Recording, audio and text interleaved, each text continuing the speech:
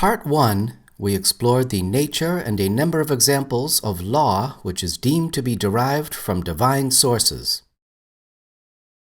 In Part 2, we looked at the organizational and structural dimension of spiritual belief systems on the human plane.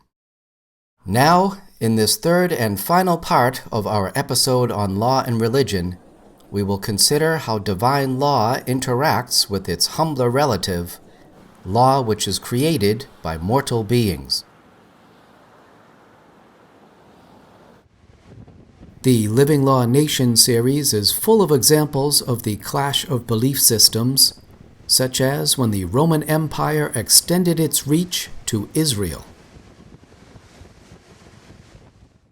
The story of Judaism and the Jewish people unfolded in the area around modern Israel and Palestine. The substance of the Jewish faith was revealed to a series of prophets who recorded the divine law of God. Like Zoroastrianism in ancient Persia, Judaism broke new ground for the societies in the area by moving away from a belief system with multiple gods to one provided by a single, all-powerful, all-encompassing, and timeless God. The clash between monotheism and polytheism played out on the temporal plane. Judaism proved to be a thorn in the side of the Roman Empire and its objective to extend its influence in the region. Perhaps accepting the futility or impracticality of trying to force the Jews to abandon their beliefs, the Romans gave Judaism the status of a legal religion. They allowed its institutions to function as long as they did not get in the way of Rome's strategic objectives. But even with that accommodation, not all Jews were willing to accept Rome's authority, and some groups pursued a path of direct resistance. One famous example was the fortress at Masada, where a Jewish group held out against superior Roman forces. In the end, they chose suicide over surrender to the Roman soldiers below. Roman history also includes the story of the rise of Christianity, with its origins in a Jewish sect. In Living Law Vatican, we trace how the followers of the preacher Jesus grew over time to a religion of over 1 billion followers on all continents. Here again, the initial treatment of the temporal powers led to the death of many followers and almost led to the extinction of their faith. Thousands of early followers were killed for refusing to renounce their beliefs. Miraculously, Christianity continued to grow and spread. In Living Law Italy, we explore a key turning point when Emperor Constantine is said to have adopted Christianity before a key battle. Thereafter, Constantine used his temporal legal authority to put an end to the persecution of Christians. He later introduced laws to support the faith in a manner which helped it become the predominant religion in the Roman Empire. Amazingly, Christianity became what was tantamount to a state religion within a matter of a few decades. The history of Christianity is just one more example of the uneasy relationship between divine authority as expressed in religious beliefs and the temporal or mortal powers on earth. In the ensuing centuries, Christianity quickly spread across the European continent with dramatic consequences for all the peoples, from marauding Vikings to Slavic pagans.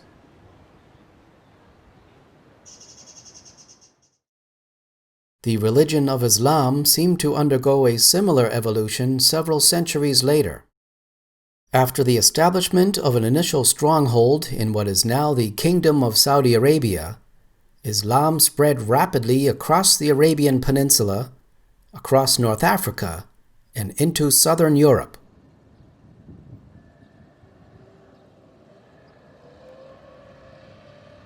In a relatively short period, the law as laid out in the Quran came to govern the lives of millions of people in the region. Those numbers only increased when Arab traders spread Islamic principles and teachings even further afield. Today, some of the largest Muslim societies reside in Southeast Asia and India. Given the enormous potential for religious and spiritual beliefs to unify or divide societies, or members of specific societies, what options are available to rulers and political leaders to address that challenge? A quick survey of the over 100 storylines in the Living Law Nation series suggests three main approaches, each with different levels of success or failure. All utilize the power of temporal or mortal law in relation to divine authority. So let's have a look at all three approaches. The first approach we will cover is where the temporal authorities try to control the spiritual narrative and practices. We saw this with the Roman Empire, where Christianity went from being an illegal and persecuted sect to essentially a state religion. That was in the early days of Christianity, when the church was more of a fledgling movement and at most a spiritual as opposed to a political or military rival to the Roman state. So what happens when a religion has the potential to rival the authority of a state? If we fast forward from Rome to 16th century England, Christianity again provides a good example. By this time, the church had grown extremely wealthy thanks to centuries of gifts and donations. It was also quite influential through a network of believers in positions of high temporal authority.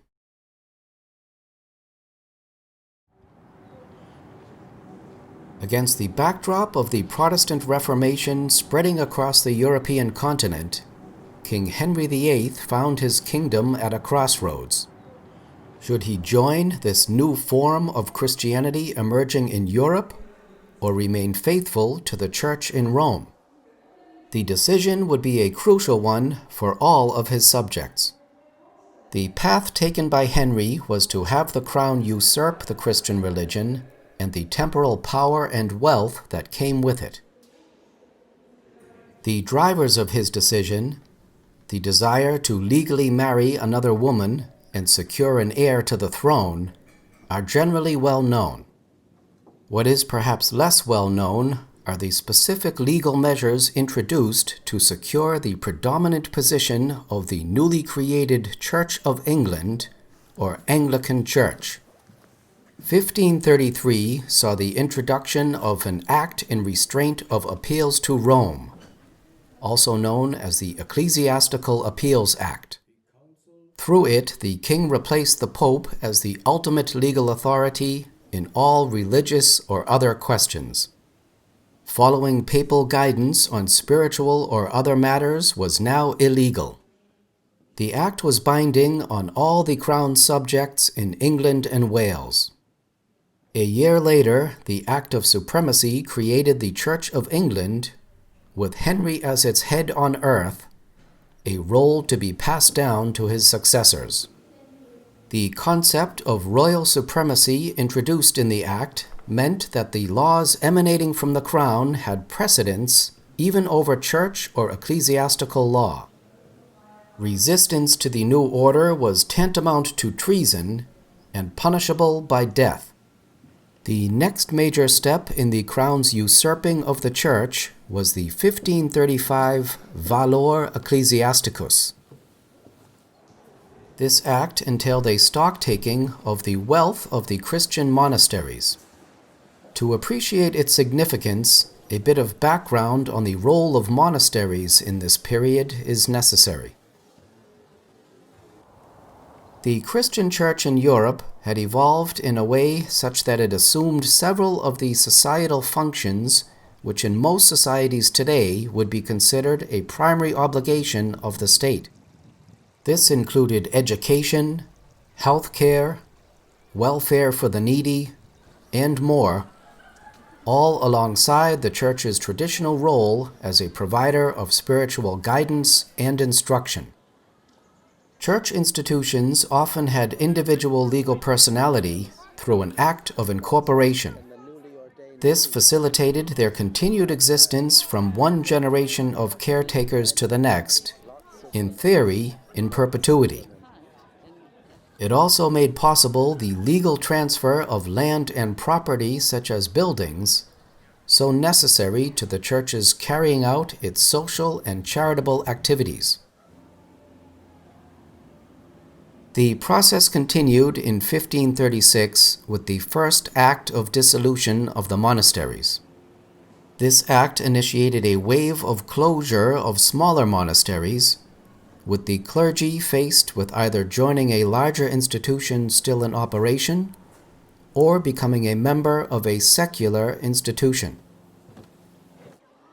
The use of royal authority in the form of visiting commissioners resulted in many large monasteries across England relinquishing control over their institution and property to the Crown.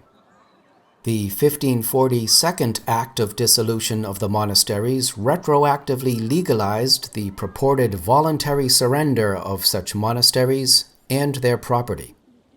Within a few years, hundreds of monasteries and vast tracts of land shifted out of the hands of administrators of the ecclesiastical corporations and bodies and into the hands of the royal authorities.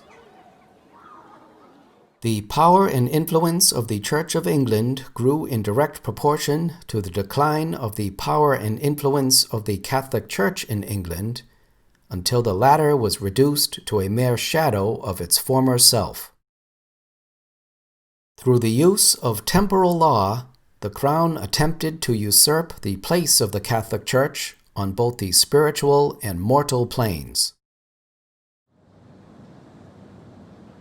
16th century England was hardly the last example of a nation which moved to co-opt religion into the framework of the state. Faced with the pressures of modernization, many predominantly Muslim countries feel an obligation to do something similar. On the one hand, their faith requires them as individuals to follow God's plan as communicated through the Prophet Muhammad. On the other hand, the whole concept of a state depends upon the ability of its rulers to govern the people within its territory, with law as the primary tool. Such countries must find a way to incorporate divine law, in this case Sharia, into state institutions, laws, and regulations. In Living Law Saudi Arabia, we saw how this issue is handled in the kingdom. Article 1 of the Basic Ordinance states that the Kingdom of Saudi Arabia is a sovereign Islamic state with Islam as its religion. God's book and the Sunnah of his Prophet, God's prayers and peace be upon him, are its constitution, Arabic its language, and Riyadh its capital. Article 7 goes on to emphasize that the Quran and Sunnah are the ultimate sources of legal authority, with any temporal legislation and regulations, including the Basic Ordinance, subordinated to them. One of the roles of the king is that of the keeper of the holy places in Mecca and Medina. This responsibility is relevant for all Muslims worldwide, since completion of the Hajj, which entails a trip to Mecca and the performance of specific rites, is one of the pillars of Islam.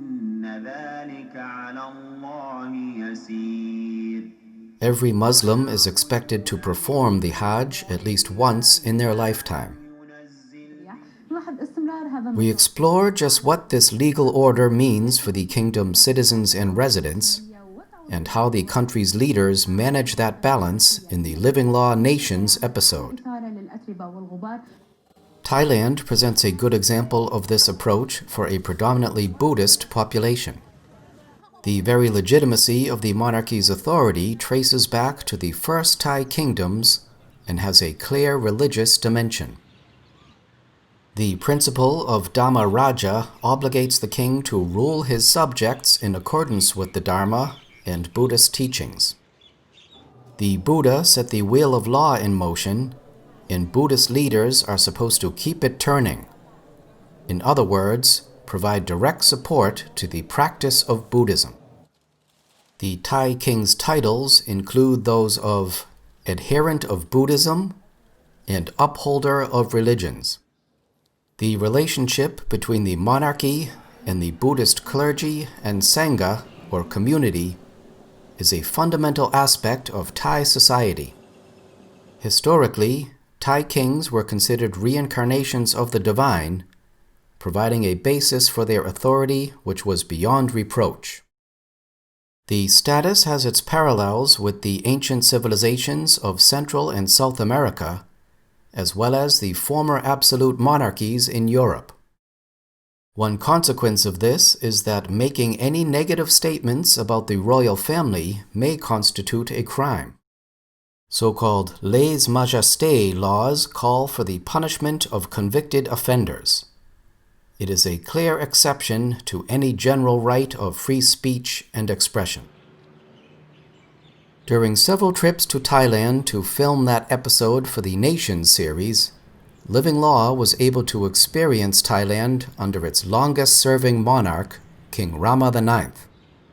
His death in 2016 was followed by a year of mourning. There was some concern that his absence might exacerbate an already fragile political situation, as the king had been a mediator between competing political forces more than once in his decades-long reign. His son has ruled Thailand since then, taking the title of King Rama X.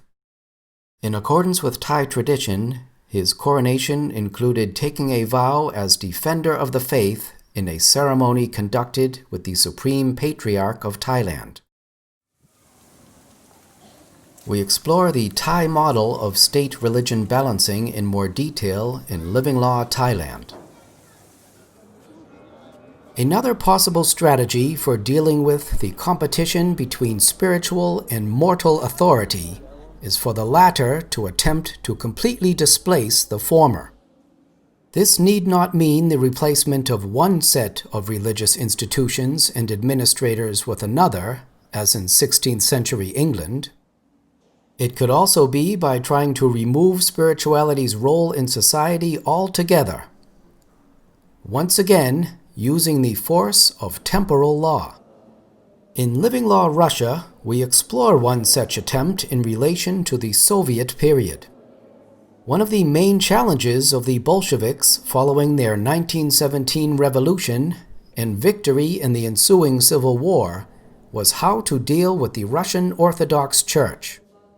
The royal family had been eliminated and the monarchists crushed, but millions of Russians still clung to the teachings and traditions of the Church. The solution favored by the more radical and atheist elements of the Bolsheviks was to simply eradicate the Church, both its physical infrastructure and the clergy who kept it operating across the vast territory of Russia. This was deemed consistent with the new communist ideology, which placed man, particularly the peasant and the working class, at the center of the new society. The Church, with its submission to divine authority and its historical connections to the Russian monarchy, was in the way and simply had to go.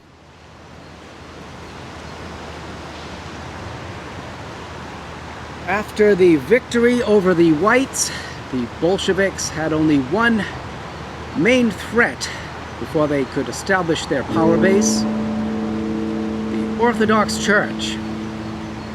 The Church was deeply rooted in Russian society, and the Bolsheviks had to chip away at the power base of the Church before they could establish their supremacy.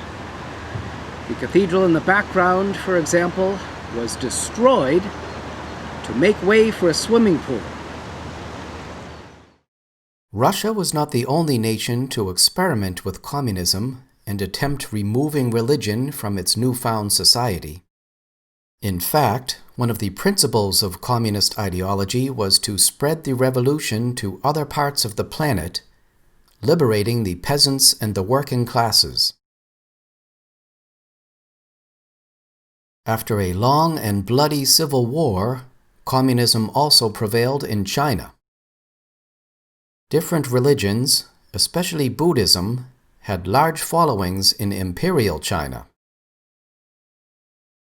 The emperor was deemed to incorporate divine authority, though imperial involvement in specific religions was not a key feature of imperial China. Confucian values and traditions were arguably the main driver and contender for attention by the Chinese Communist Party. The relation between Communist Party policy and Confucianism has pendulated down to the present.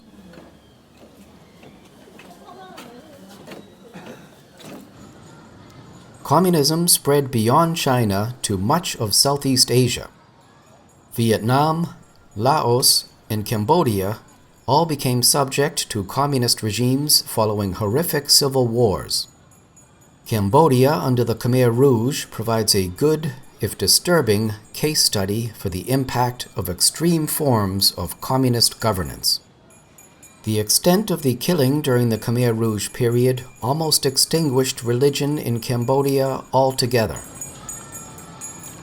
Neighboring Laos also became subject to communist rule in the 1970s as the Cold War raged on. By contrast, the suppression of religion and destruction of Buddhist institutions was not as rampant as in Cambodia. As a result, Buddhism was able to make an easier recovery there compared to post-Khmer Rouge Cambodia.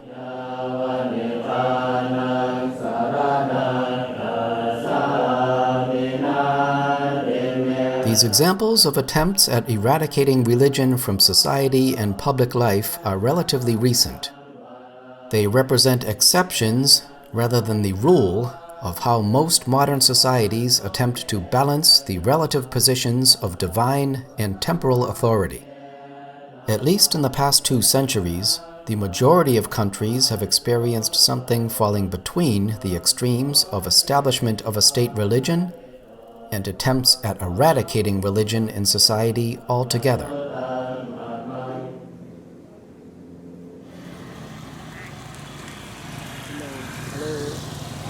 Attempting exercise of control, such as through the adoption of a state religion, or eradication of spiritual beliefs, are extreme approaches. Both of these approaches come with considerable costs, including in terms of human lives. The lessons of history from these examples have not been lost on other nations and societies. The Living Law Nation series is filled with examples of attempts to find the right balance between divine and temporal authority. Many countries' constitutions contain provisions protecting religious freedom, but also provisions to keep religion out of public administration. France is often held up as representing a paradigm of secularism with a strict legal separation of church and state. The current system has its roots in the French Revolution at the end of the 18th century. The revolutionaries were driven by a desire to reconfigure the power structure of the day, known as the Ancien Régime. The monarchy and the church clergy were seen as key components of this regime. Most historical descriptions of this period focus on the executions of the king and queen, as well as of others deemed to represent a threat to the objectives of the revolution. Upon closer inspection, some of the drivers of the revolution seem to have been more basic and practical rather than philosophical or ideological. Hunger and poverty were widespread following a series of expensive wars. In some respects, the French Revolution may have been just as much a matter of empty bellies as a matter of full heads. The outcome of the revolution supports this thesis as well. The majority of the revolutionaries were not so much against the monarchy as an institution per se, but were fed up with the treatment and lack of assistance to the struggling peasants and workers by the current rulers. Similar views applied to the church. The perceived negative influence of church leaders was seen as part and parcel of a problematic society where a privileged few lived well thanks largely to the labors of the many. To address this problem, the revolutionary leaders proclaimed the universal rights of man. A number of articles in the Declaration aimed to bring about a reconfiguration of the role of law in French society. With such statements in the Declaration, the revolutionaries hoped to bring about a dramatic change to the legal and political status quo. In terms of the sources of law, it came out clearly on the side of man-made law and tried to relegate the religious or spiritual influence to a non-issue in relation to political governance.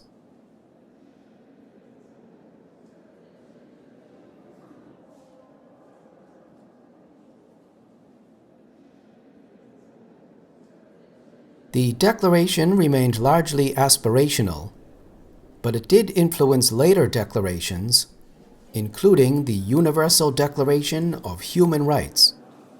The Declaration and secularism in general are often seen as a product of the Enlightenment period.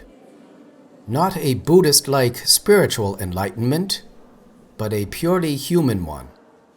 Reason was to replace spiritual messages in terms of lawmaking and political and social policies. Again, when we look to what actually transpired, we see the extreme difficulties societies face in clearly separating mortal from spiritual spheres.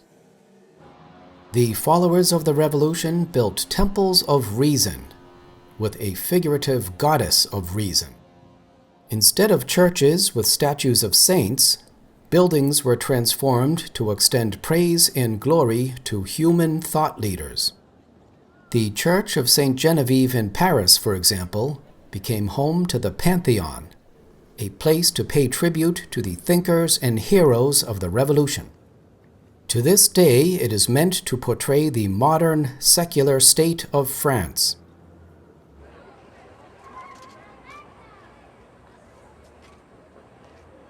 The leaders of the Revolution, and Napoleon in particular, arguably amassed as much, if not more, power than their royal predecessors. The very ceremonies meant to confirm and communicate that power were virtually new manifestations of those followed by the Ancien Régime. The issues in pursuing a policy of strict separation of church and state would become evident over time. France's neighbor to the south, Spain, is another country which has struggled with the challenge of balancing church and state. As we saw in the Living Law Nation series, the modern Spanish nation built its territory and political legitimacy largely on the back of the Reconquista, with religion front and center of the ruler's military and political actions. That was also the mindset which the Spanish explorers and conquerors took with them to the so-called New World in the 15th and 16th centuries. This period had fundamental consequences for the indigenous peoples of North and South America. In the 20th century, a much smaller and weaker Spain experienced the same challenges of the Depression and political turmoil as the rest of Europe. Though religion was not the central issue, it was a considerable factor in the dividing lines between political factions. The conflict eventually blew up into outright civil war. Unlike in Russia, in Spain's case, it was the conservative right that triumphed over the socialist left.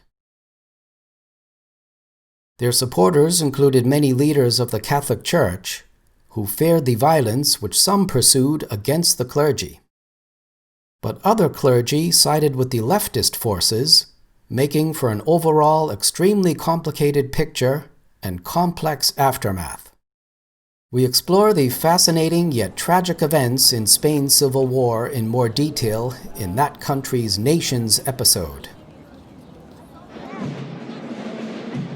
We also investigate the role of law in relation to historical memory, amnesty, retribution, and human rights, there as well as in the Living Law Topical episode on law and history. It would be a mistake to paint this debate solely in Western or European terms. The general issue of the proper role of religious versus state institutions has been a part of most countries' recent histories. A good example from the Muslim world is the Republic of Turkey. The Republic of Turkey rose out of the ashes of the Ottoman Empire. At its height, the Ottoman Empire stretched across a huge territory in the Levant or Middle East, North Africa, the Balkans, and the Arabian Peninsula. There was a parallel caliphate, as most of the territories under Ottoman rule had majority Muslim populations. As the 20th century began, the Ottoman Empire had lost considerable ground in terms of strength compared to the growing European powers and Russia. The failure to adequately address modernization was seen as a main culprit. This applied especially to the antiquated Ottoman political and social structures, tied at least in part to the balance struck between religion and state. All that changed in the 1920s and 30s with the complete shake-up of Turkish society and the creation of the Republic of Turkey. The government under Ataturk kept Sharia separate from the civil and criminal law of the Republic. The Diyanet, or State Office for Religious Affairs, was tasked with monitoring society to ensure the separation was observed. In the 21st century, there has been somewhat of a rollback of Turkey's decidedly secular approach. The political rise of parties and their leaders favoring a greater role for religion, in this case Islam, in society, has paralleled a more centralized system of government. Those trends only accelerated following an attempted coup in 2016. Whether Turkey will abandon the secular roots from the foundation of the Republic, only time will tell. A third good example of the difficulty of balancing religion and state is the nation of India. Upon gaining its independence in 1947, India set out on a clearly secular path by anchoring the separation of religion and state in its new constitution. India is the birthplace of many systems of spiritual beliefs, including Buddhism, Hinduism, Sikhism, and Jainism. The influence of these religions and the works of their leaders and followers have had an enormous impact on societies in India and beyond. But there are also religious groups in India whose faith has its roots outside of the country. The most obvious example is the Muslim population, whose numbers rival those of even the largest Muslim countries on the planet. Thank you. During certain periods of Indian history, Muslim rulers dominated the society, creating empires far beyond India's current borders. In Living Law India, we explore what life was like in such periods, particularly the scientific, artistic, and architectural legacy of the Mughal period. Religion, and its potential to unify or divide, was a key variable in the founding of the modern Indian state. The failure of the religious communities to agree on a political system for their emerging country led to a separation of territory into India and Pakistan. It also resulted in an estimated 1 million or more deaths on account of communal violence. Though the violence has for the most part subsided, there are occasional flare-ups along religious or ethnic lines. There have also been complaints of a rollback of religious freedom under the predominantly Hindu Indian National Congress. The introduction of legal restrictions on the sale of certain meats is seen by Muslim communities as illegal under Indian law and against their religious beliefs. More recently, protesters against a controversial citizenship law claimed that it disfavored certain ethnic or religious groups in violation of India's secular principles. We explore these underlying tensions in Indian society in more detail in Living Law India, but for now leave the topic as another example of the challenges of preserving religious rights while pursuing a policy of secularism. Only time will tell whether the next generation is up to the ongoing task of handling the slippery serpent of maintaining harmony between ethnic and religious groups. No bite, no danger. नहीं काटेगा नहीं. Put on naked picture. Very good for. Judging from this scene, it looks like the chances are good. नहीं काटेगा, देखो, पकड़ो. ऐसे. हाँ, very good. पकड़ो.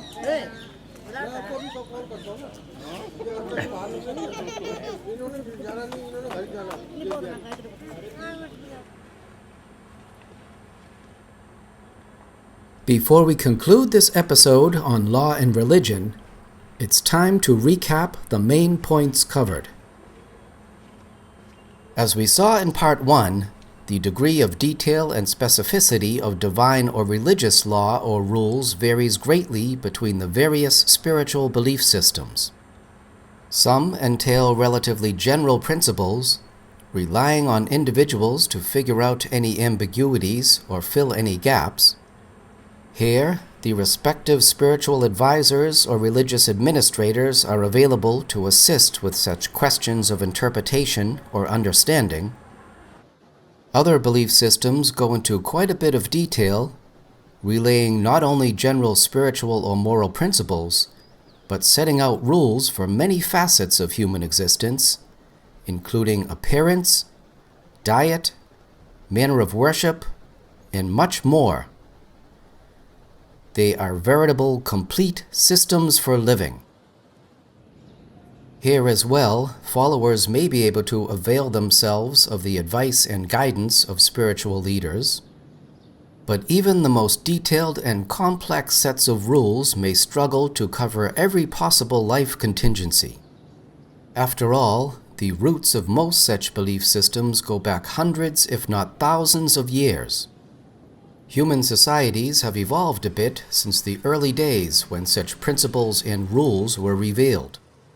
Also, many subjects of rules may have less to do with spiritual beliefs and more to do with practical ways of organizing human activity. That has arguably been the case since the dawn of humankind. Thus, rules about executing the hunt during the Stone Age probably had more to do with hierarchy or individual proficiency than with messages from a divine source. Or, to take a more modern example, rules about automobile parking in urban areas may not need to emanate from God, even if divine intervention may be necessary to find a parking spot in some locations.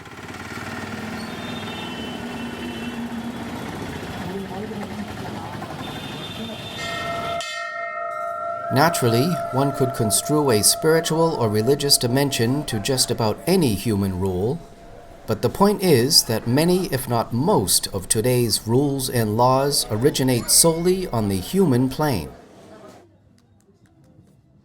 Two things become evident in the travel survey of our planet and the civilizations it has hosted. One, the tendency of societies to rely on divine sources for their political authority. The certainty and solidarity which generally resulted from that helped such societies not only withstand the tests of time, but also withstand assault from other groups.